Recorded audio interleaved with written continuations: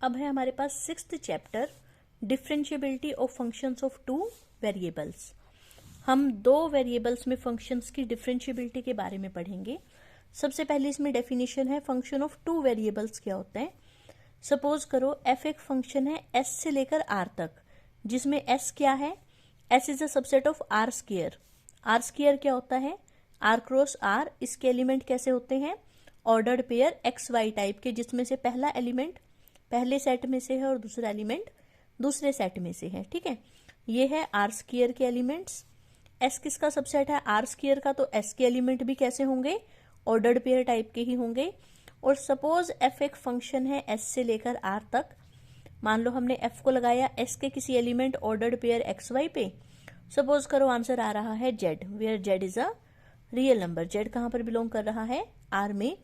इस सिचुएशन में हम पढ़ते हैं कि Z is a function of X and Y, या ये कह दो कि Z is a function of two variables X and Y. ठीक है, तो ये है फंक्शन ऑफ टू वेरिएबल्स की डेफिनेशन कि एफ को आप ऑर्डर्ड पेयर एक्स वाई पे लगा रहे हो। ठीक, तो इसको क्या कहा जाएगा, this is a function of two variables. इसके बाद अगली डेफिनेशन है डिफरेंशिएबिलिटी। किसी भी फंक्शन को डिफरेंशिएबल कब कहा जाएगा, किसी ऑर्डर्ड पेयर ए बी पर। किसी भी फंक्शन एफ को ऑर्डर्ड पेयर ए बी पर डिफरेंशिएबल कब कहा जाएगा। इसमें है let A B a point in the domain of the function F. A B हमने कोई भी पॉइंट लिया, किसमें से, आर स्क्वायर में से। और ए प्लस एच बी प्लस के भी हमने कोई पॉइंट लिया आर स्क्वायर में से, और वो ए बी की नेबरहुड में से है। ठीक है, ये कुछ इस तरह से हो गया, जैसे मान लो ये पॉइंट है ए बी और इसकी नेबरहुड में हमने एक और पॉइंट लिया, मान लो ए प्लस एच बी प्लस के, मतलब नेबरहुड में इसके आसपास में से कहीं से है, मान लो ये वाला पॉइंट है, ये ए plus H B plus K.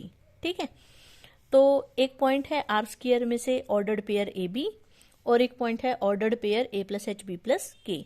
तो हम एफ को ए बी पर डिफरेंशिएबल कब कहेंगे, if F of A plus H B plus K minus F of A B बराबर आना चाहिए A into H plus B into K plus H into phi plus K into psi, where phi और psi किसके function है, H और के, और वो अप्रोच करने चाहिए जीरो को एज एच एंड के टेंड्स टू 0 0।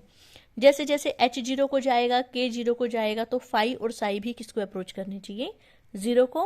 और ए और बी क्या है, ए और बी कोई भी कांस्टेंट है जो कि एच और के पर डिपेंड नहीं कर रहे। तो अगर एफ इस कंडीशन को पूरा करता है तो हम कहते हैं F is differentiable at the point A B. ठीक है, ए और बी क्या है, कांस्टेंट है जो कि एच और के पर डिपेंड नहीं करते। फाई और साई जो है वो किसके फंक्शन है, एच और के फंक्शन है, और वो किसको अप्रोच करेंगे, जीरो को। लेकिन कब, जब एच और के किसको अप्रोच करेंगे, जीरो को। ठीक है, तो ये हमारी डेफिनेशन है डिफरेंशिएबिलिटी की कि अगर फंक्शन इस कंडीशन को पूरा करे तो हम कहते हैं F is differentiable at the point A B.